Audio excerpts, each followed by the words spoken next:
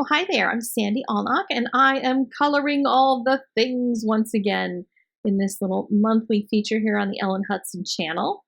And I am going to be making this darling little shark card where the little boy shark is going to go give a kiss to his little girlfriend. And it's an interactive card. Some people call it a pull tab or a slider slot. Lots of different names for a card like this. Not hard to construct, and just uses some simple supplies that I will be showing you. I'm going to be painting with my Daniel Smith dot card. It's just a little card that you can get for, I think it's $3, and it's got dots of paint on it. You can try out a bunch of different colors. The stamp set has the two sharks, like I said, and I'm going to use a combination of two of the little sentiments and one of the dies from Ellen's set that has all these different ways that you can make interactive cards.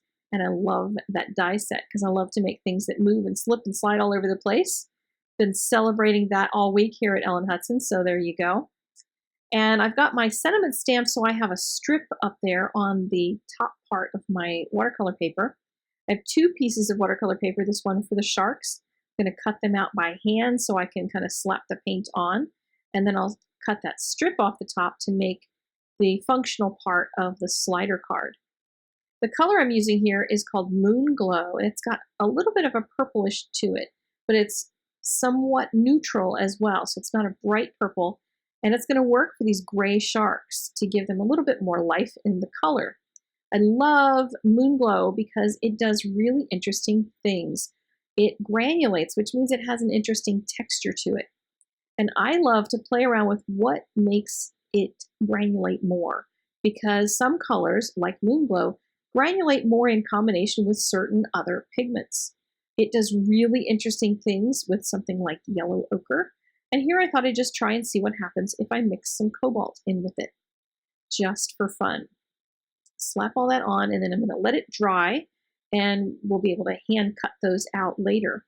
If you're going to use a die, then you're going to actually have to watch and not let your color go all over the place.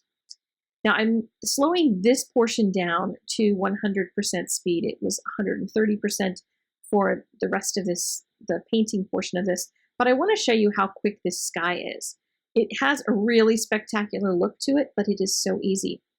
I dropped on water and left some white spaces, well, not white spaces, dry spaces on the paper, and now I'm dropping in some cobalt teal blue into the center of the water spots. I'm not going right up to the edges very much. If the paint goes up to the edge, that's perfectly fine, but I'm trying to focus the water on the center parts of the wet spots, because then the color is going to bleed out and have soft edges.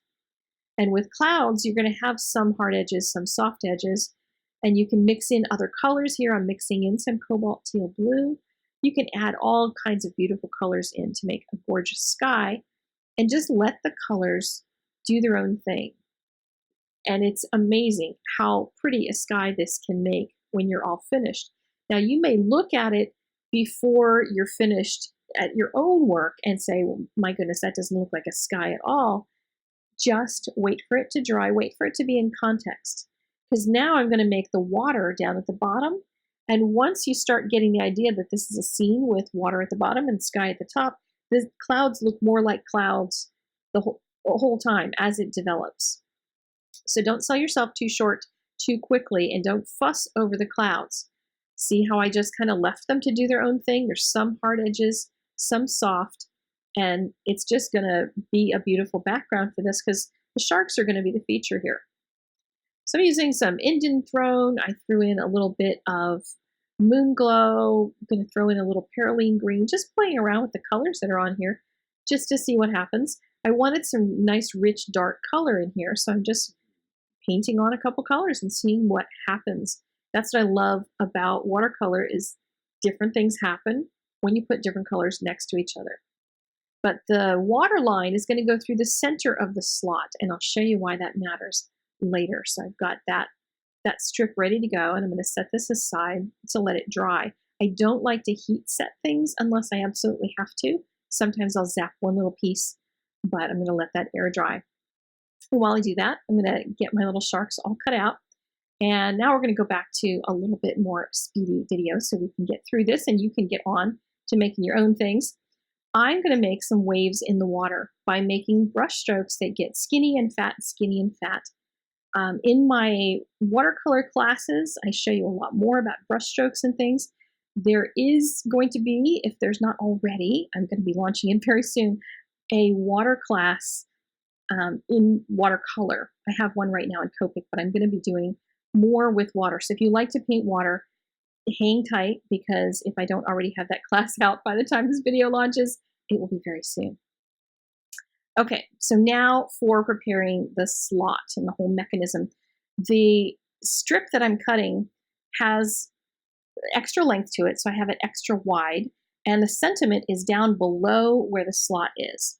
And once I got it all lined up and taped it in place, I'm creating the slot part on the back, which is just taking some strips of dimensional adhesive and putting them on either side so that this little tab will slide in and out without moving up and down.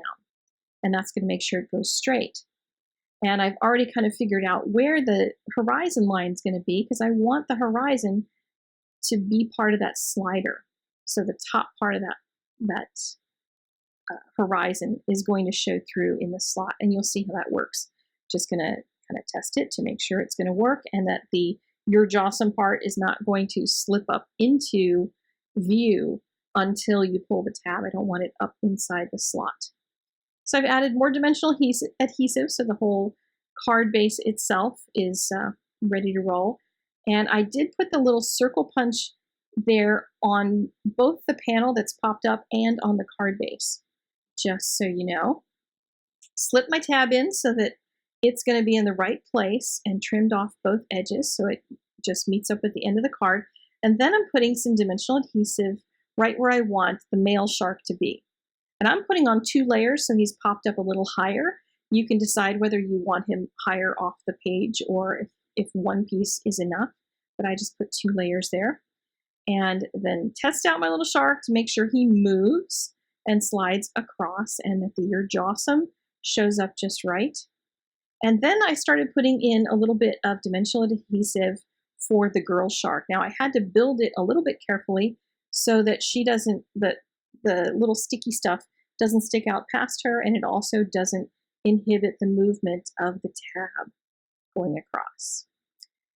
The last trick was going to be to add a little piece of twine. So I folded the twine in half, poked it through a hole, and then with something like this, it's really easy. Just open the twine and make it more of a loop. We'll see if my big fat fingers get out of the way.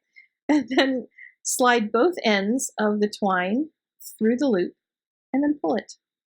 And you don't have to have a knot then, you just kind of have a little loopy thing. And that will indicate to the person who's getting the card that they just pull that little string, and they will see the Your Jawsome sentiment. Isn't that cute? And the painting portion is so easy and so fun. So I hope you'll try something like this. All the supplies are listed in the doobly-doo, and that is the description area below the video, as well as over on the Ellen Hutson blog. And I will see you again next month. Take care. Bye-bye.